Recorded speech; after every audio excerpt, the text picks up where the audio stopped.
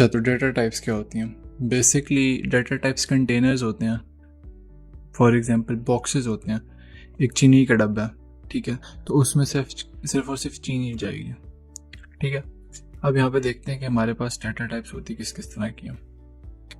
हमारे पास होती हैं प्रिमिटिव, डिराइव्ड और यूज़र डिफाइंड। प्रिमिटिव में आती है इंट, डबल, नम, स्ट्रिंग, बूल। इंट का मतलब है कि इस डेटा टाइप में सिर्फ और सिर्फ इंटीजर्स ही स्टोर हो सकते हैं, ठीक है। डबल में, डबल वाला फॉर एग्जांपल जो कंटेनर है डब्बा सा है, ठीक है, उसमें सिर्फ और सिर्फ डबल वैल्यूज़ ही स्टोर्ड हो सकती हैं। नाम डबल और इंट का मजमूआ, ठीक है। और जो स्ट्रिंग है उसमें सेंटेंसेस स्टोर हो सकते हैं, और बूल जो है ना, बूलियन, उसमें ट्रू और फॉल्स स्टोर हो सकते हैं। फॉर एग्जांपल इसको हम देखते हैं डार्ट पैड में। हम डार्ट पैड में गए, ठीक है, वही हमारे पास इसी तरह का फंक्शन बना हुआ है मेन का। हमने मेन ख़त्म कर दिया, ठीक है। हमने क्या किया, लिखा प्रिंट, ठीक है, और 23 डॉट रन टाइम टाइप, ठीक है, और इसको कर दिया हमने यहाँ पे कंप्लीट कर दिया।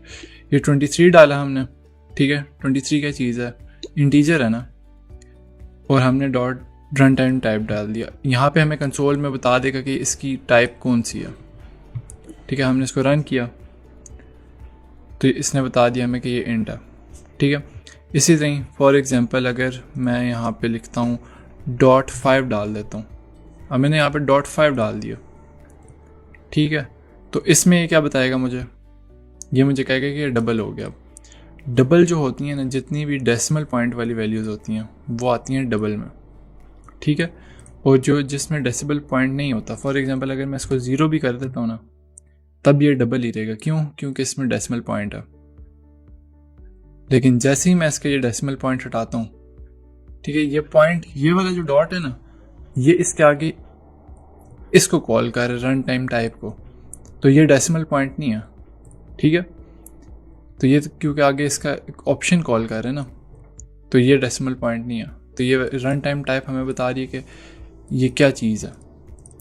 तो इस तरह काफ़ी सारे इस तरह ऑप्शन होते हैं। डॉट करूँगा ना तो इसमें काफ़ी सारे ऑप्शन हैं जो इंटीजर्स पे अप्लाई होते हैं, ठीक है। फॉर एग्जांपल इज़ इवन करूँगा ना तो ये बता देगा, क्या बताएगा, ये ट्रू है या फॉल्स है। 23 इवन है या ऑड है, इवन नहीं है ना, तो ये फॉल्स यहाँ पे लिखा हुआ आ जाएगा मेरे पास, ठीक है। यहाँ पे हमारे पास आ गया फॉल्स। दूसरी, अब फॉर एग्जांपल अगर मैं इसको इवन कर देता हूँ, बना देता हूँ इवन, तो ये हमें दिखा देगा कि ये ट्रू है, ठीक है। तो इसी तरह ही ना काफ़ी सारे फंक्शंस होते हैं जो इंटीजर्स पे अप्लाई हो सकते हैं। फ्लोर, इंट, ये सारे के सारे काफ़ी सारे फंक्शन हैं। अच्छा, अब हमने क्या करना है, अब फॉर एग्जांपल मैं करता हूँ दिस इज़ माई नेम, ठीक है। याद है ना मैं कि हमने जब भी कोई सेंटेंस लिखना होता है इंग्लिश का, तो उसको दो इस तरह के कोमास में रैप करते हैं, ठीक है, स्ट्रिंग्स में रैप करते हैं। इसको डॉट किया, अब डॉट में यहाँ पे हमने लिखना है रन टाइम टाइप, क्योंकि ताकि ये हमें बताए ना कि ये टाइप इसकी क्या, ठीक है। अब इसको करेंगे तो ये कह देगा कि ये स्ट्रिंग है, ठीक हो गया। इस तरह से हमें पता चल गया इंट, डबल, स्ट्रिंग क्या क्या चीज़ है, ठीक है। अब फॉर एग्जांपल मैं कहता हूँ, यहाँ पे लिख देता हूँ ट्रू। ट्रू की रन टाइम टाइप क्या, ये कह देगा बूल, सही है।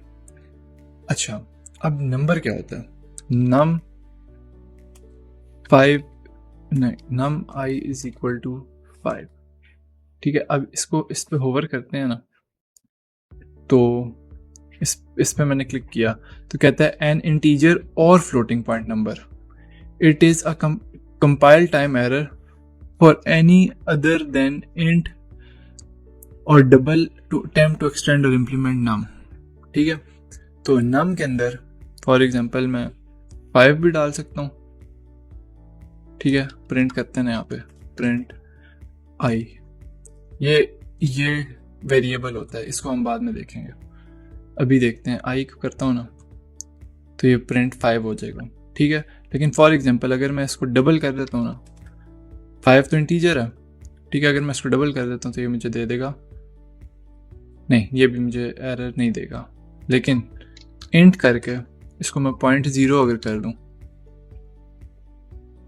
तो वो कहेगा साइन नहीं हो सकता। ठीक है, ये कंपाइलेशन फेल दे दी इसने। डबल जो होता है ना वो ऑटोमेटिकली, अगर तो ये इसके आगे इसके अंदर डेसिमल पॉइंट नहीं लगा हुआ तो ऑटोमेटिकली उसको क्या नाम है, एक मिनट, डबल आई,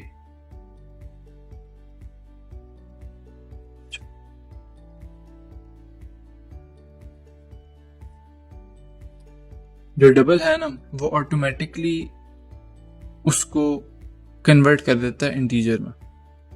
ठीक है, अगर इसमें डेसिमल पॉइंट नहीं होता, लेकिन इंट ये काम नहीं करता। इंट में अगर डेसिमल पॉइंट न हुआ तो वो एरर दे देगा हमें। सही हो गया। अच्छा जी, इसके बाद आता है हमारे पास, हमने बूलियन भी देख लिया, हमने इंट देख ली, डबल देख लिया, नम देख लिया, स्ट्रिंग देख लिया, बूल देख लिया। अब हमारे पास आती हैं डिराइव टाइप्स। डिराइव टाइप्स क्या होती हैं? लिस्ट होती हैं और मैप्स होती हैं। अच्छा, लिस्ट कैसे बनती है? फॉर एग्जाम्पल प्रिंट, इसमें मैंने नहीं, एक काम करता हूँ, उसी से लिखता हूँ लिस्ट, और यहां पे मैंने i इज इक्वल टू इस तरह किया।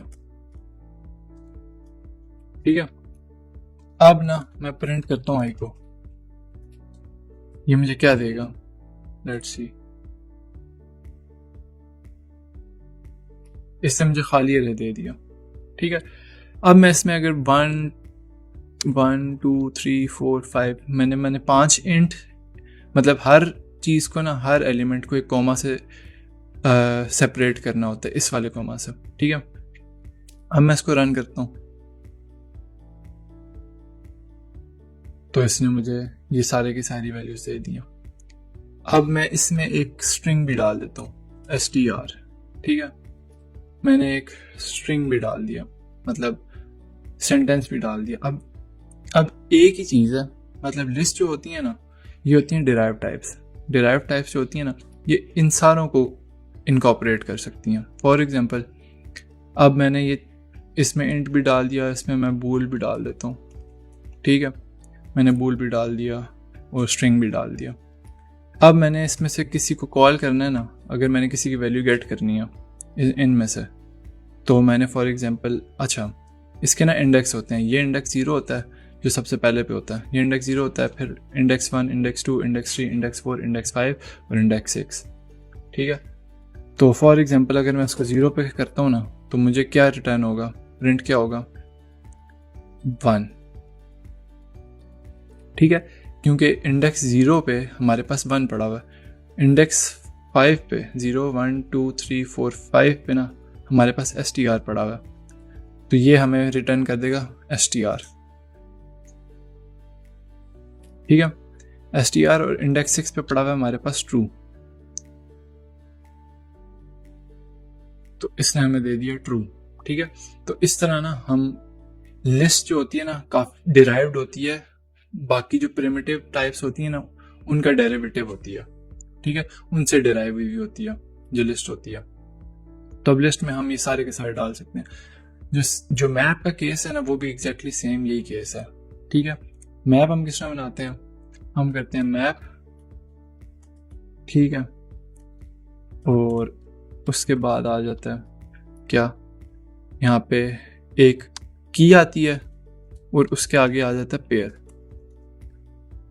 नेम, और उसके आगे डाल देते हैं पेयर। ठीक है,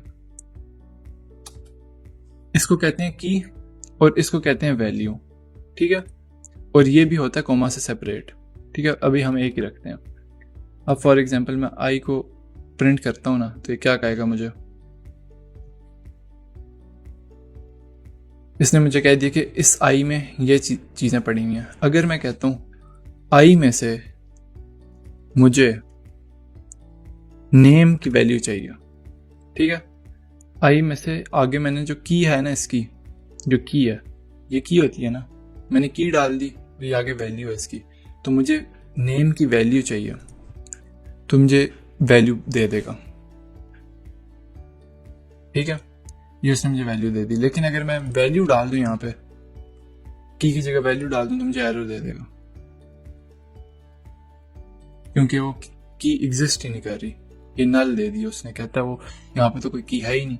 अच्छा, मैं यहाँ पे कह देता हूँ सीरियल नंबर, ठीक है, और यहाँ पे मैंने डाल दिया 95, ठीक है। अब मैंने ना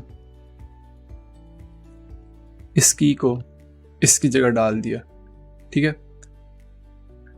की किसने इसमें डाल दिया। अब हमने रन किया, इसको रन करके क्या है, हमारे पास 95 आ गया, ठीक है।